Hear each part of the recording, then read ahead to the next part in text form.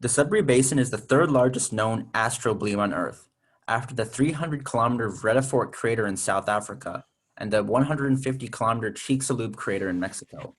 It formed 1.849 billion years ago in the Paleoproterozoic era, making it one of the oldest impact sites known.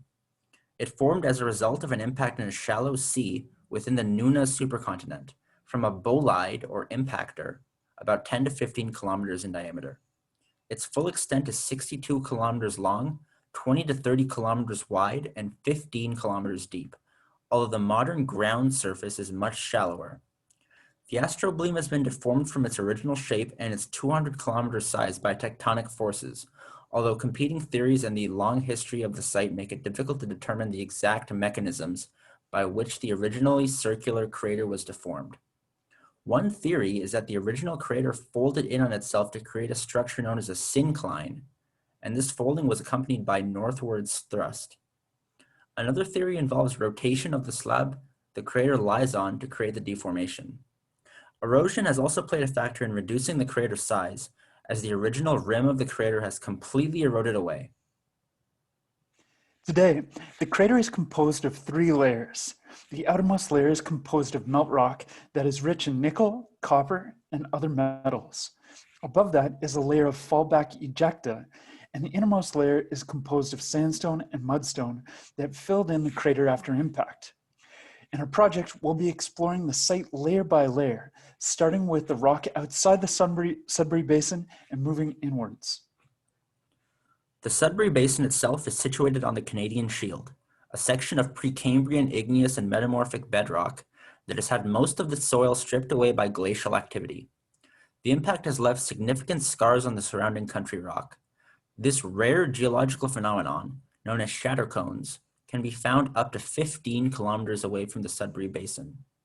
These are curved macroscopic fractures that are striated and form partially or completely cone-shaped structures.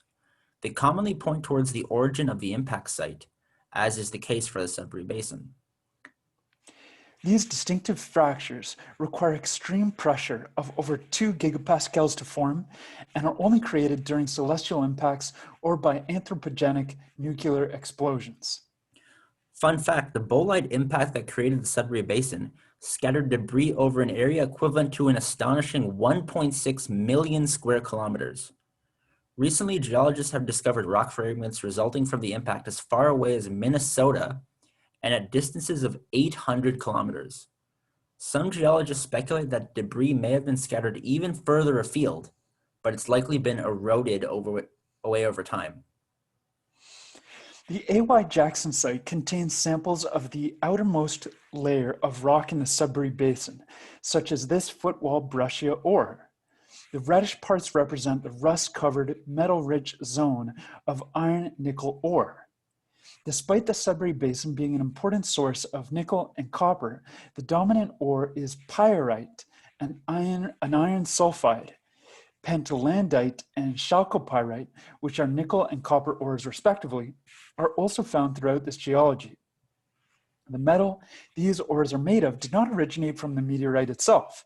Instead, the massive amount of rock that was melted during the impact allowed for terrestrial metals to be concentrated in the rock's bottommost layers. In fact, during a celestial impact, rock is melted not only due to the kinetic energy of the impact itself, but also because the impact releases rock from the lithosphere that was previously solid due to pressure. It's estimated that the Sudbury Basin impact melted 27,000 cubic kilometers of rock. Norite is another type of melt rock found in the Sudbury Basin. It's a type of gabbro that's made of intergrown crystals of light-colored feldspar and dark-colored pyroxene.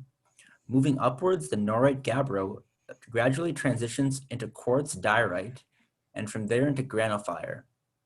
Altogether, the melt rock make up a 2.5 kilometer thick structure known as the Sudbury Igneous Complex, the outermost structure of the Sudbury Basin. The Sudbury Igneous Complex is covered by a region of rock known as the Onaping Formation, a 1.4 kilometer thick structure composed primarily of breccia. This type of breccia is known as swavite and contains glass fragments formed during an impact event. The breccia is also composed of material from the celestial object itself, as well as fragments of fallback ejecta made up of the country rock that used to sit at the Sudbury Basin before impact. As the impact occurred at a time when the Sudbury Basin area was still a shallow sea, there are also sediments in the Onaping Formation that were deposited after the impact and when the sea had reformed. So here's a fun fact. Buckminster fullerenes, these are soccer ball-like molecules made up of 60 carbon atoms. So the carbon atoms are arranged in a soccer ball kind of lattice. These molecules, along with traces of helium and argon gas, they've been found in the Sudbury breccia and are possibly of extraterrestrial origin. Above the Onaping Formation is a layer of sedimentary material composed of 1.5 kilometers of siltstones, sandstones, and mudstones, such as argillites. The outermost of these sedimentary rocks were formed during a dormant period after the impact, while the innermost rocks were formed by sedimentary action within mud-saturated water. This water carried particles of widely varying grain size. These rocks and those of the Onaping Formation form a series of rocks known as the Whitewater Formation, and this formation of rocks often demonstrates the presence of hydrothermal activity after the impact. This hydrothermal activity caused metals such as copper to dissolve and concentrate in specific areas, adding to the value of Sudbury Basin as a mining site. Fun fact, in the early 1970s, NASA, in preparation for Apollo missions 15, 16, and 17, trained astronauts at a special facility in Sudbury to recognize rocks formed as a result of large meteorite impacts. Geological features distinctive of such impacts include shatter cones and shock-deformed quartz crystals. Due to the high mineral content of the soil, the earth above the Whitewater Formation in Sudbury is among the most fertile agricultural land in northern Ontario. In addition, and as mentioned, the region's rich geology has supported the development of one of the world's most successful and long-standing mining communities. Mining and prospecting employed up to 25% of the population of Sudbury for much of the 20th century, and as of 2019, 5 of the province of Ontario's 10 most productive mines were based in the Sudbury Basin. The city's mining activities have also in turn impacted its natural environment.